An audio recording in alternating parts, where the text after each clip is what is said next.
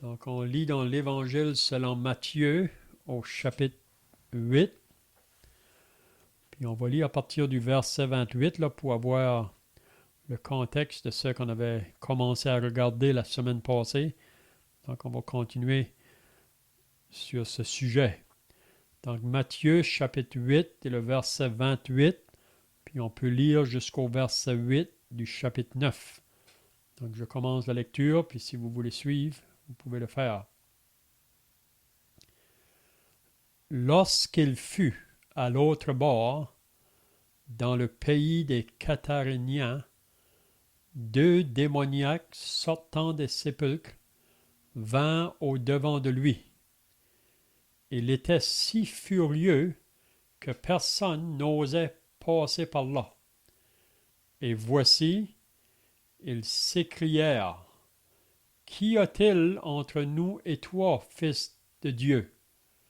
Es-tu venu ici pour nous tourmenter avant le temps? Il y avait loin d'eux un grand troupeau de pourceaux qui paisait. Les démons priaient Jésus, disant: Si tu nous chasses, envoie-nous dans ce troupeau de pourceaux. Il leur dit: Allez. Ils sortirent et entrèrent dans les pourceaux. Et voici, tout le troupeau se précipita des pentes escarpées dans la mer, et ils périrent dans les eaux.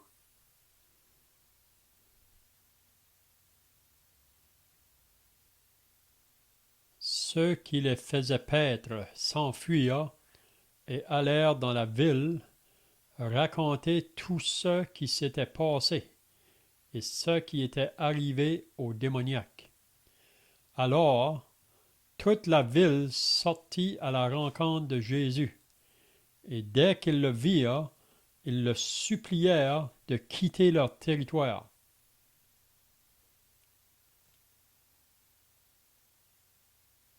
Jésus, étant monté dans une barque, traversa la mer et alla dans sa ville. Et voici, on lui amena un paralytique couché sur un lit.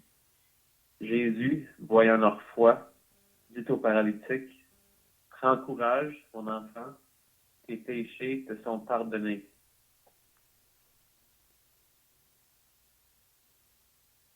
Sur quoi quelques scribes dirent au-dedans d'eux: Cet homme blasphème. Et Jésus, connaissant leurs pensées, dit: Pourquoi avez-vous de mauvaises pensées dans vos cœurs?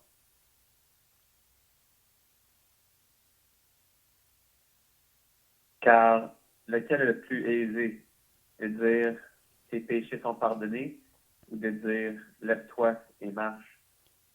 Or, afin que vous sachiez que le Fils de l'homme a sur la terre le pouvoir de pardonner les péchés, lève-toi, dit-il au paralytique, prends ton lit et va dans ta maison. Et il se leva et s'en alla dans sa maison. Quand la foule vit cela, elle fut saisie de crainte, et elle glorifia Dieu, qui a donné aux hommes un tel pouvoir. Amen. C'est bien, donc, si vous étiez là la semaine passée, on avait commencé à regarder là le sujet quand que Jésus était dans cette ville des Cataréniens, là, ou dans cet endroit où habitaient les Cataréniens. Puis ça, c'est juste après là qu'ils avaient traversé l'autre bord de la mer. Puis quand ils sont arrivés dans ce lieu-là, ça nous dit qu'il y a deux démoniaques qui est sorti, qui sortaient des sépulcres ou des tombeaux, puis ils sont venus en avant de Jésus. Puis même, ça nous dit que ces démoniaques-là étaient si furieux que personne n'osait passer par là. Donc, c'était des hommes qui étaient possédés par les démons, puis ils faisaient peur aux gens dans ce territoire-là où ils demeuraient là. Les gens avaient peur de passer par là. Puis si vous étiez là la semaine passée, on avait parlé à propos de ces deux hommes-là qui étaient possédés par des démons. Puis si vous lisez dans Marc au chapitre 5, puis dans Luc au chapitre 8, on voit la même événement qui est raconté là, par Marc et Luc. Mais on voit dans Marc au chapitre 5 qui nous parle seulement de un démoniaque. Mais on croit que c'est le même événement. Donc, qu'est-ce qu'on a vu? Que le moment que ces personnes-là sont approchées de Jésus, là, ils étaient vraiment troublés et dérangés. Puis on avait dit la semaine passée que l'homme, dans ses péchés, le moment qu'il vient en contact avec la parole de Dieu ou que quelqu'un veut leur parler de Jésus, ça amène un certain dérangement ou un certain trouble. Et parce que Jésus qui est la lumière, puis si on vit dans les ténèbres, parfois la lumière nous dérange. Oui. Mais si quelqu'un est troublé par le Saint-Esprit à propos de sa condition là, de pécheur, donc quand la lumière va se présenter, il va avoir une oreille pour vouloir l'écouter. Mais normalement, là, quand la lumière vient vers nous au début, on est agité ou troublé, hein, parce que ça dérange. Hein. Donc, ici, ces personnes-là qui vivaient dans les sépulcres, on avait dit la semaine passée là, que ça ne s'est pas passé dans un jour, là, que ces deux hommes-là ont arrivé à un moment donné là, qu'ils étaient possédés par plusieurs démons. Donc, on avait pu voir que aussi longtemps qu'une personne n'est pas sauvée, là, qu'il n'a pas l'Esprit de Dieu en lui, donc l'homme inconverti aujourd'hui, on peut dire que la porte est toujours ouverte pour permettre aux démons d'entrer. Parce que l'homme, à cause de sa nature pécheur, il se dirige toujours vers la voie du péché, puis il s'expose à beaucoup de choses, puis c'est dans ce moment-là que les esprits du mal veulent venir posséder les personnes. Hein. Puis ça peut être sur différents aspects là, que les démons peuvent avoir accès sur des personnes. Mais ici, on avait vu que Jésus, face à ces hommes furieux, Jésus ne recule pas. Et ces hommes-là probablement faisaient peur à beaucoup de personnes aux alentours, mais Jésus qui est la lumière du monde, vous savez que la lumière dissipe toujours les ténèbres. Donc si on est sauvé, on possède la lumière de Dieu en nous, on ne devrait pas avoir peur quand que les ténèbres nous approchent, parce que normalement, la lumière va toujours dissiper les ténèbres. Donc ces personnes-là, donc, ils ont dit à Jésus, qu'y a-t-il entre nous et toi, fils de Dieu? On avait dit la semaine passée que les démons reconnaissaient Jésus comme un être ou un être supérieur, si on peut dire. Ils le reconnaissent comme fils de Dieu, même les démons. Ils ont dit, es-tu venu pour nous tourmenter avant le temps? Puis ça nous dit qu'il y avait à côté de là, un troupeau de pourceaux qui paissaient. Puis c'est là qu'on était rendu la semaine passée, là, au verset 31.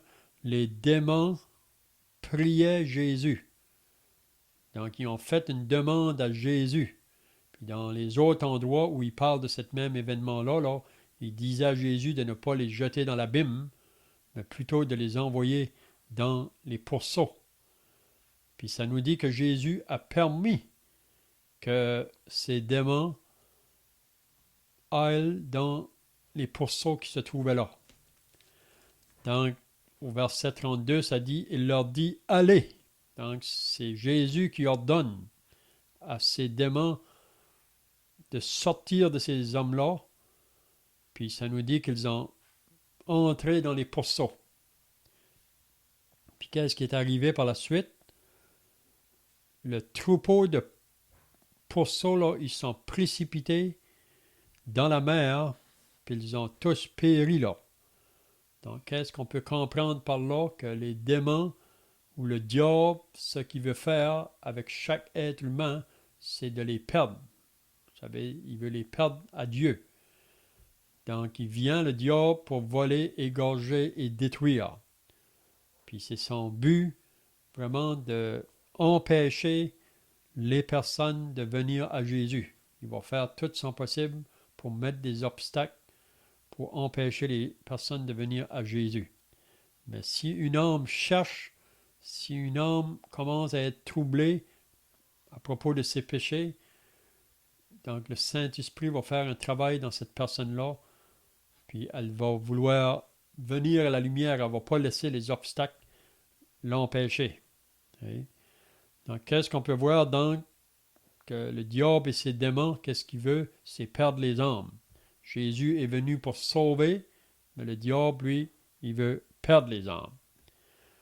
Puis, qu'est-ce qu'on remarque au verset 34? Si on lirait ailleurs, là, à propos de cet événement-là, quand que les personnes qui gardaient les troupeaux là, ont vu leurs troupeaux de pourceaux se jeter dans la mer, ils ont été dire ça aux gens de la ville, qu'est-ce qui était arrivé. Puis quand les personnes de la ville ont arrivé, puis dans l'évangile de Marc, ça dit qu'ils ont vu cet homme-là, là, démoniaque, assis, vêtu dans son bon sens. Parce qu'avant que Jésus a chassé les démons de cet homme-là, ils étaient agités. Ils criaient pendant la nuit, ils se meurtrissaient, même qu'ils enlevaient leurs vêtements sur eux, ils étaient nus. Hein? Mais là, après que Jésus chasse ces démons-là, ces personnes-là sont devenues des nouvelles personnes. Hein? Ils sont vêtus, ils sont assis, ils sont dans leur bon sens. Puis les gens de la ville, quand ils sont venus, ils ont supplié Jésus de quitter leur territoire. Donc les gens, vraiment, qu'est-ce qui les préoccupait? C'était le troupeau de pourceaux, c'était leur pourceau qu'ils avaient perdu. Donc ils regardaient plutôt, on pourrait dire, à leur commerce.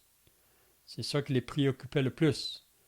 Pourtant, ils voyaient ces gens, ces démoniaques-là qui avaient été guéris, délivrés. Ils avaient vu la puissance du Seigneur Jésus à l'œuvre pour les libérer de leur état.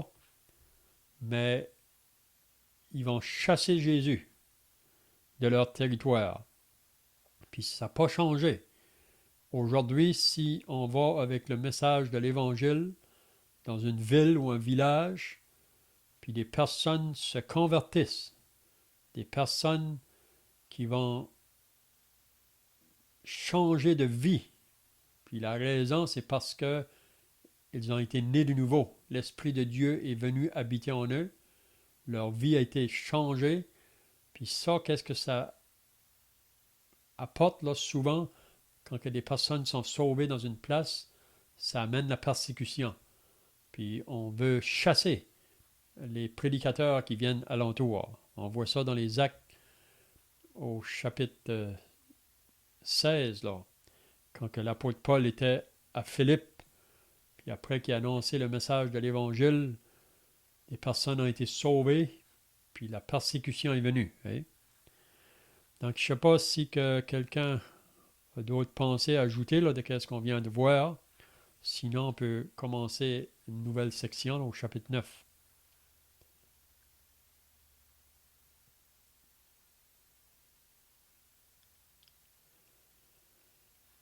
Donc, au chapitre 9, Jésus, maintenant, va monter dans la barque pour retourner de nouveau dans sa ville, à Capernaum. Là.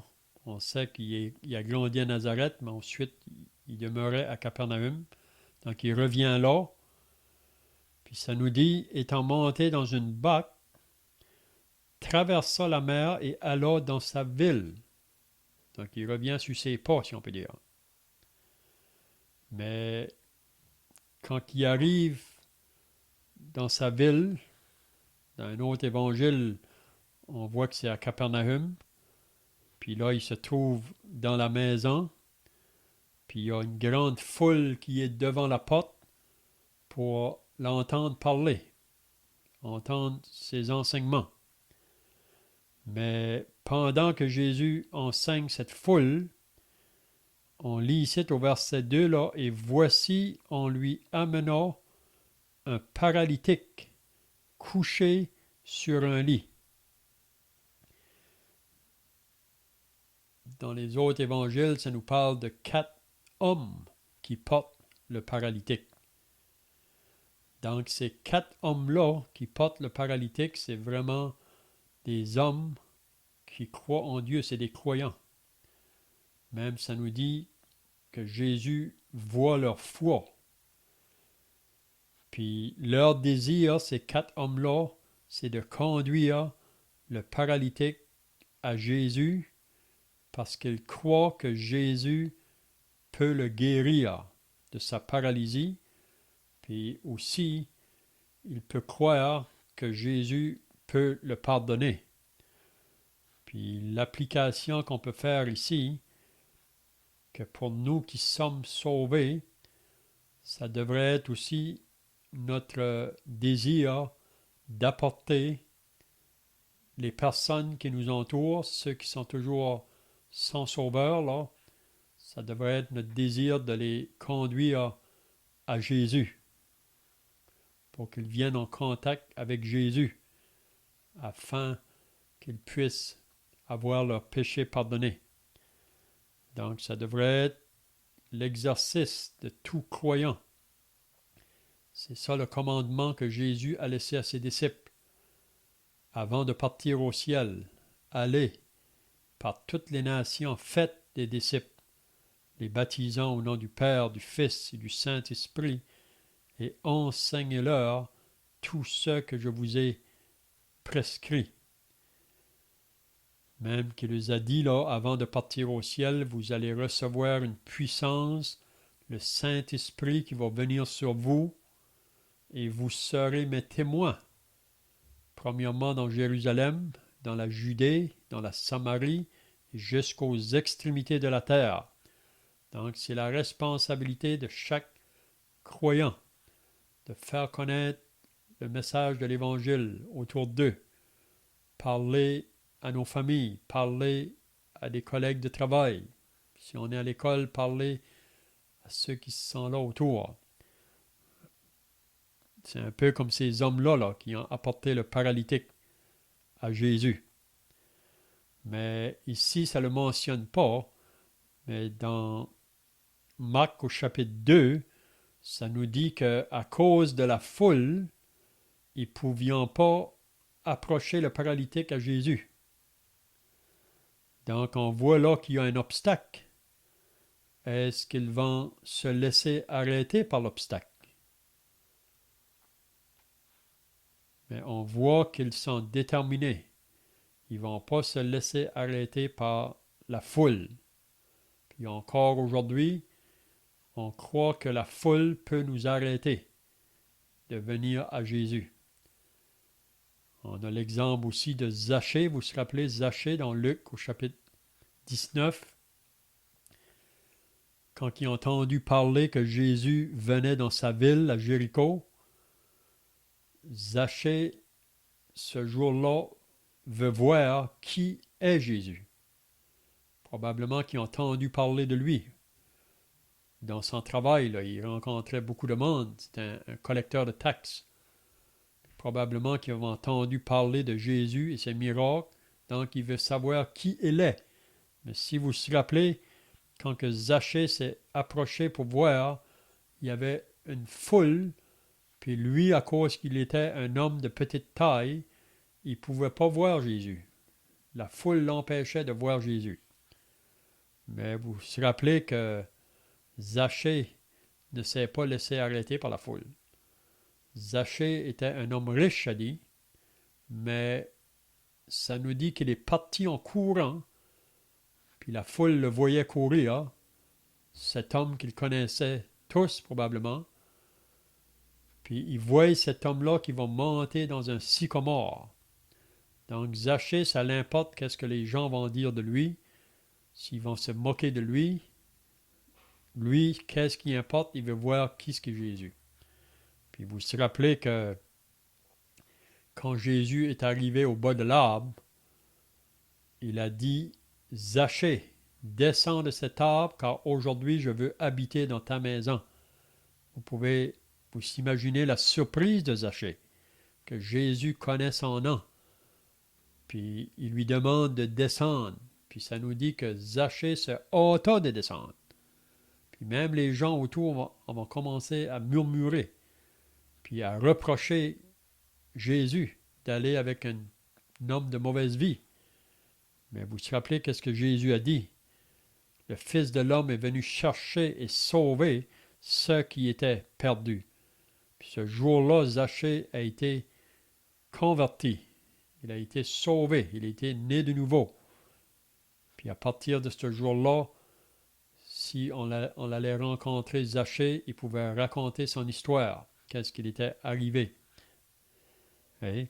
Donc ici, on voit un peu la même pensée là. Donc, la foule empêche les hommes de conduire le paralytique à Jésus, mais ils ne vont pas se laisser aller. Est-ce que vous vous rappelez qu'est-ce que les hommes ont fait? Comment ils ont fait pour amener le paralytique à Jésus? Est-ce que vous vous rappelez?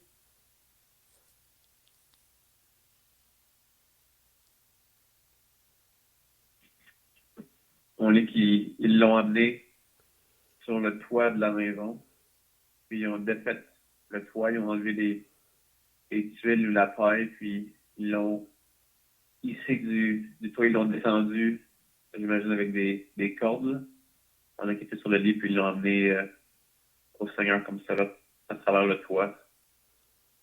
Mm-hmm. Donc on peut voir des personnes déterminées, des personnes qui croient réellement que Jésus peut faire quelque chose pour cet homme-là, là, parce que s'ils n'auraient pas cru cela, ils n'auraient pas fait tout ce travail-là. Là, c'était quand même un travail assez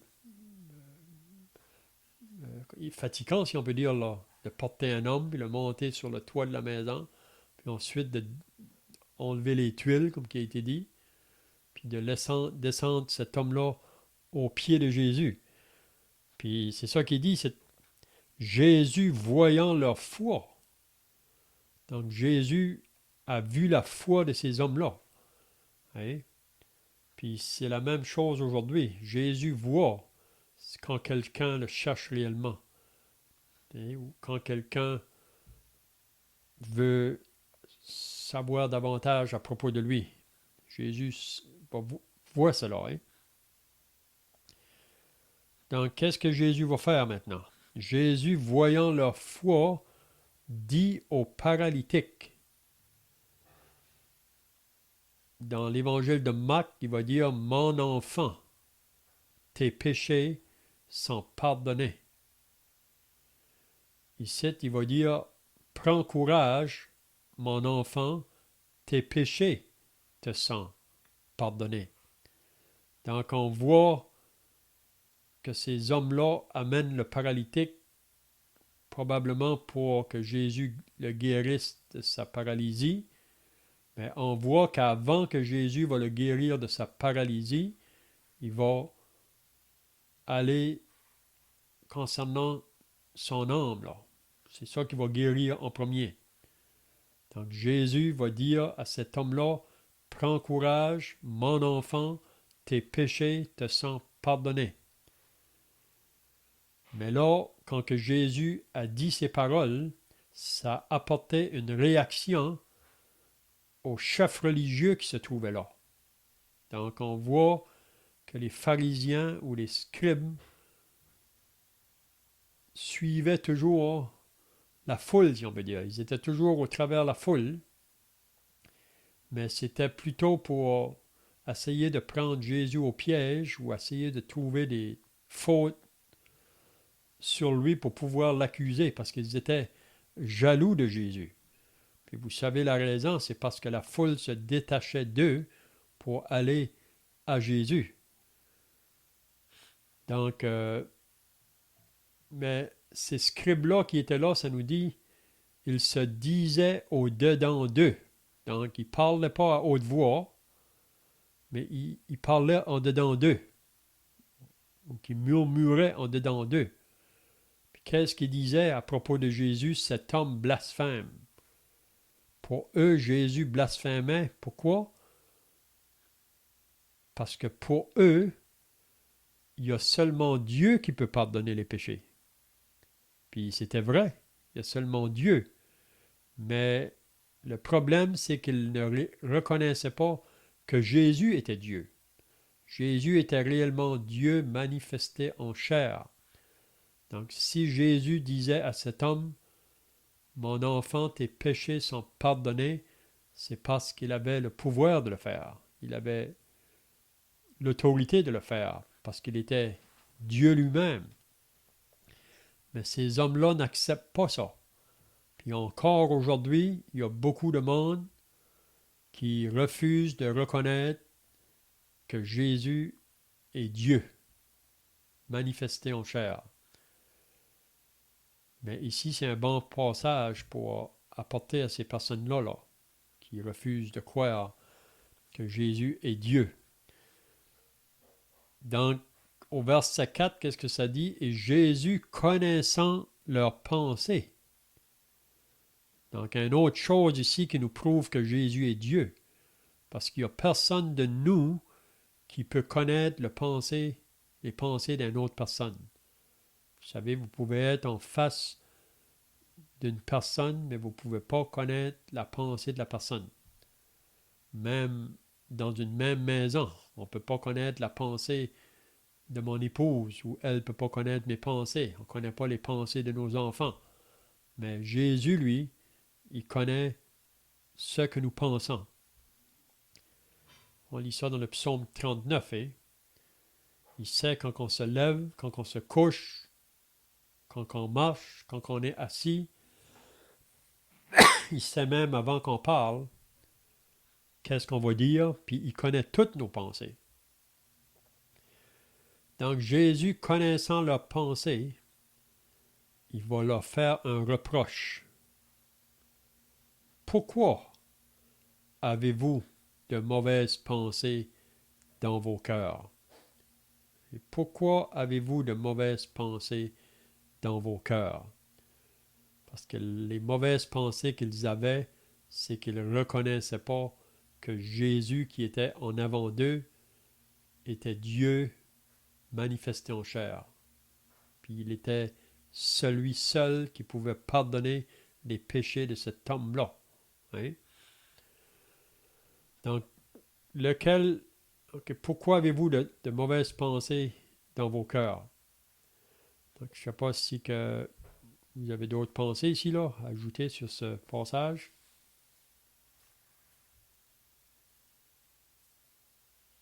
Je me demande si les pensées ici de ces pharisiens-là qui écrivent, si c'est non seulement ils ne croyaient pas que Jésus était un homme, effectivement, ils pensaient qu'il blasphémait, mais seulement qu'ils avaient des pensées sur la ligne de vouloir le tuer, de vouloir le saisir ou de le faire crucifier. Donc, je me demande si le Seigneur ne fait pas référence à ces pensées-là aussi, non seulement au fait qu'il ne croyait pas qu'il était Dieu. Là. C'est ça. Oui, dans leurs pensées. Parce que c'est vraiment une des raisons là, principales pourquoi ils l'ont mis à mort à la fin là. Parce que Jésus se faisait égal à Dieu. C'est ça qu'on lit dans Jean au chapitre 5. Ils ne pouvaient pas accepter ça. Hein? Donc, comme tu dis, dans leurs pensées, ils avaient de la haine vraiment. Ils étaient jaloux de lui. Puis, pour eux, Jésus, c'était un imposteur ou un malfaiteur. Hein? Donc, Jésus va leur poser la question maintenant. Car lequel est le plus aisé de dire? Qu'est-ce qui est plus facile à faire? Hein? Il dit, lequel est le plus aisé de dire, tes péchés sont pardonnés, ou de dire, lève-toi et marche? Donc, pour Jésus, qu'est-ce qui est plus facile à faire? Mais pour Jésus, parce qu'il est Dieu, il peut faire les deux choses. Hein? Il pouvait faire marcher le paralytique, il pouvait aussi pardonner le paralytique. Puis Jésus a voulu premièrement sauver son âme. C'est ça vraiment qui importe vraiment. Parce que si le paralytique, le Seigneur a pu le guérir, comme il a guéri beaucoup d'autres personnes de toutes leurs maladies, mais avoir nos maladies guéries, puis pas être en règle avec Dieu dans notre âme, vous savez, ça n'a pas de valeur vraiment. Parce que la chose plus importante, c'est d'avoir notre âme sauvée. C'est ça qui importe. Mais comme on disait dans les semaines passées, beaucoup de gens venaient à Jésus. Puis encore aujourd'hui, vous savez, il y a beaucoup de personnes qui viennent à Dieu ou à Jésus quand ils sont dans des difficultés, soit de santé ou toute autre chose. C'est ça qui importe pour les autres, mais ils ne pensent pas vraiment plus loin que ça. Ils ne pensent pas vraiment la chose la plus importante, c'est d'avoir le péché pardonné. C'est ça qui est plus important. Donc, pour Jésus, faire un ou l'autre, il y a la même puissance pour le faire. Hein? Donc là, il va dire au verset 6, « Or, afin que vous sachiez que le Fils de l'homme, donc en parlant de lui-même, le Fils de l'homme a sur la terre le pouvoir de pardonner les péchés. » Donc Jésus dit à ses chefs religieux, il veut qu'ils savent que Jésus, celui qui est le Fils de l'homme, a sur la terre. Donc c'est pas après la mort qu'on peut avoir nos péchés pardonnés. Vous savez, il y a des gens qui pensent qu'il y a une deuxième chance. Hein? Qu'on va avoir une deuxième chance. Puis c'est ça que toutes les religions enseignent vraiment. Vous savez, la religion que moi j'ai été élevé dedans, ils nous disent que après la mort, l'homme va dans un endroit de... Ils appellent ça le purgatoire, là. Il va être là pour un temps afin de purger ses péchés, puis ensuite il y aura un accès pour entrer dans le ciel. Mais on ne trouve pas ça dans la parole de Dieu. On ne trouve jamais dans la parole de Dieu qu'il y a une deuxième chance après la mort. C'est pendant notre vivant sur la terre qu'il faut que nos péchés soient pardonnés. On a l'exemple de ça aussi avec le riche et le pauvre. Si vous vous rappelez, là, dans Luc 16, quand Jésus a parlé du riche et du pauvre, quand que le pauvre est mort, ça nous dit qu'il a été apporté par les anges dans le sang d'Abraham. Mais quand le riche est mort, ça nous dit que lui a été enseveli, mais quand il a levé ses yeux à l'autre côté de la mort, il était dans les flammes au tourment. Puis si vous vous rappelez, il a fait une prière à Abraham d'envoyer Lazare pour qu'il vienne tremper son doigt dans l'eau pour qu'il vienne lui rafraîchir la langue, car il souffrait cruellement dans ces flammes. Puis vous vous rappelez qu'est-ce que le riche lui a dit? Qu'est-ce qu'Abraham a dit au riche? Il a rappelé au riche ce qui s'est passé pendant sa vie, ce qui s'est passé avec le pauvre, puis on peut comprendre plus loin là que la raison que le pauvre est au ciel, c'est parce que le pauvre avait eu un jour de repentance dans sa vie, il avait cru en Dieu, tandis que le riche n'avait pas eu ce jour-là. Hein?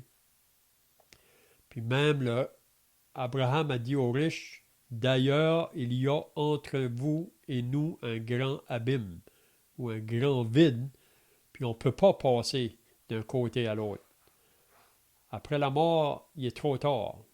On ne peut plus faire de changement. » Puis le riche a compris ça. Quand Abraham lui a dit, le riche a compris.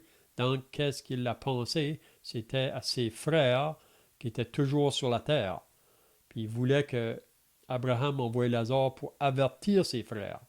Parce que le riche a compris là que c'est sur la terre qu'il faut se repentir, qu'il faut changer d'attitude. envers Dieu. Hein?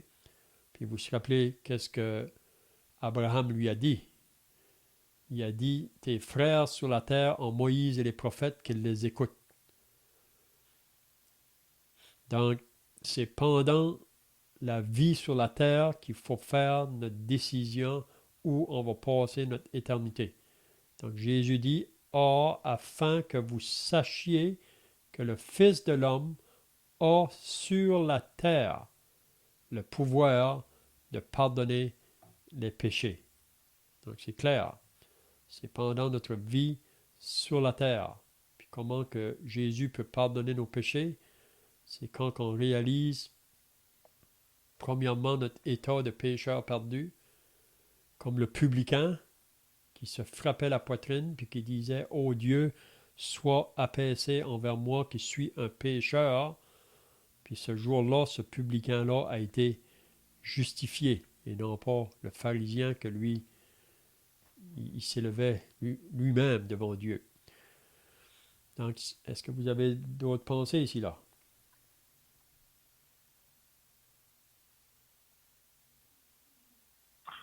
Je vais faire le point aussi que, comme tu disais, Léon, pour Dieu, il n'y a rien de difficile. Il n'y a rien qui est plus facile une chose que l'autre. Dieu il peut tout faire. Il n'y a rien qui est impossible avec Dieu. Mais aux yeux de ces scribes-là, aux yeux des pharisiens, ça aurait été plus facile de dire à l'homme que tes péchés sont pardonnés que de lui dire de se lever parce que un homme peut dire à un autre homme que tes péchés sont pardonnés.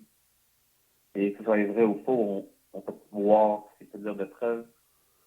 Quand une personne est sauvée, même si elle est réellement sauvée, visuellement, physiquement, il n'y a pas vraiment, il n'y a rien qui change. Tu sais, c'est pas des sentiments, c'est pas des larmes aux yeux, quoi que ce soit. Donc, aux yeux de ces pharisiens-là, ça aurait été plus facile que Jésus dise simplement que les péchés de ce paralytique-là étaient pardonnés. Mais encore plus loin, un peu, je veux dire, pour le prouver que ce qu'il avait dit était vrai, qu'effectivement ses péchés étaient pardonnés, il lui a dit de se lever et de marcher. Puis, malgré tout cela, puis, après ce que je peux comprendre du passage, les scribes n'ont quand même pas cru. Ils ont vu le miracle, qu'effectivement, cet homme-là s'est levé, il a marché, mais toujours, ils ne croyaient pas que ses péchés étaient pardonnés parce qu'ils refusaient de croire qu'effectivement que le Seigneur Jésus était Dieu. Mm-hmm. Donc c'est ça, donc avec toute l'évidence, et surtout après que Jésus dit, comme tu dis, à cet homme-là, prends ton lit et va dans ta maison. Et on ne sait pas combien de temps que cet homme-là était paralytique, ça ne dit pas combien de temps, mais à l'instant, Jésus peut lui dire, prends ton lit et va dans ta maison. Hein? Et il se leva et s'en alla dans sa maison. Donc on peut faire une application aussi ici. Après qu'une âme a ses péchés de pardonner, avant d'être sauvé, on pouvait être comme le paralytique, on ne pouvait pas marcher ou faire des choses pour Dieu avant le salut. Mais maintenant qu'on est sauvé, là, on peut faire des choses. On peut marcher, si on peut dire, pour le Seigneur. Autrefois, on ne pouvait pas marcher pour lui dans nos péchés. On était comme paralysés. Donc il se leva et s'en alla dans sa maison. On va terminer avec le verset 8. Quand la foule vit cela, donc on peut s'imaginer là, tous les gens qui se trouvaient là, devant la porte de la maison, quand ils ont vu le paralytique sortir de la maison avec son lit sous le bras. Et ça dit, elle fut saisie de crainte. Donc ces gens-là, ça nous dit qu'ils ont été saisis de crainte et elle glorifia Dieu qui a donné aux hommes un tel pouvoir. Donc, ça les pousse à glorifier Dieu de voir un tel pouvoir qui se trouvait dans le Seigneur Jésus. Hein? De pouvoir pardonner le péché de l'homme, mais aussi de lui dire, lève-toi, prends ton lit et marche. Donc, comme on vient de dire, c'est la même chose. Quand une âme est sauvée, ça se fait dans un instant avec Jésus.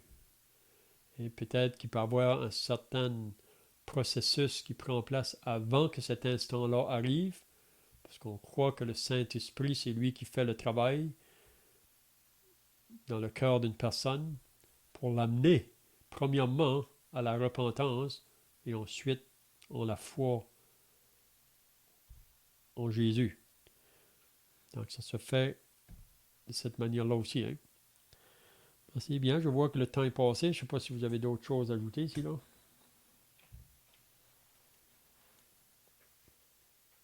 Juste pour une petite question, le dernier verset qu'on vient de lire, quand on lit qui a donné aux hommes un tel pouvoir, est-ce qu'on parle ici du pouvoir que Dieu a donné aux hommes de pouvoir pardonner les péchés?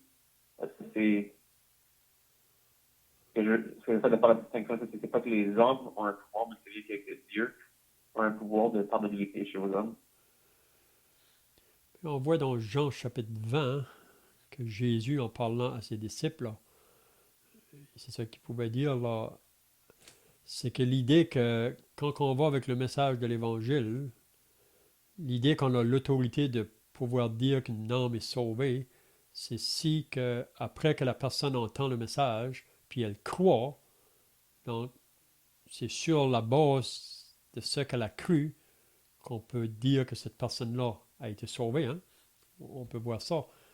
Puis on sait que c'est par la suite qu'on va voir des évidences. Là. Il va y avoir un changement qui va prendre place. Mais on a cette autorité-là, nous, aujourd'hui, comme chrétiens, quand on va avec le message de l'Évangile, de pouvoir dire que si tu crois à ce message-là, tu vas être pardonné. Mais si tu ne crois pas, tu n'es pas pardonné. Hein? C'est ça qu'on voit dans Jean chapitre 20. Là. Puis même, on sait que Dieu peut donner l'autorité même aux disciples au début, là, quand ils sont partis en mission. Il nous a donné même le pouvoir de guérir les malades aussi. Hein? Oui. Mais tout vient de Dieu parce qu'on n'a aucune puissance en nous-mêmes. Je ne sais pas si c'est ça ta pensée, là, Brendan. C'était une question, mais tu as bien répondu à la question. En fait, l'aide du Seigneur. C'est bien, on va terminer par la prière. Ensuite, on peut chanter un cantique. Père Céleste, on te remercie pour cette personne qu'on peut lire, personne du Seigneur Jésus, et ses paroles. On peut dire que le Fils de l'homme a sur la terre le pouvoir de pardonner les péchés. Et on te remercie que c'est le cas également aujourd'hui. Et le Fils de l'homme, le Seigneur Jésus, dans les cieux, dans les lieux célestes, aujourd'hui même encore, ce même pouvoir de pardonner les péchés. On te remercie que c'est ta volonté que toute âme soit sauvée et qu'il y a une raison pourquoi il y a un autre jour de grâce est présent, qu'il y a d'autres personnes qui ont besoin d'être sauvées. On te remercie encore pour ta grâce et on prie pour ces âmes qui sont perdues, que par ton Saint-Esprit, qu'ils puissent chercher à connaître le Seigneur et la voie du salut qui est en lui-même, si je pourrais dire, la personne Seigneur Jésus. Bénis cette lecture, cette étude à tous ceux qui étaient présents, que ce soit dans un sens fortifiant, que ça nous aide à marcher sans être ébranlés. Et faites-nous une bonne soirée et une bonne nuit de sommeil au nom du Seigneur Jésus. Amen. Amen.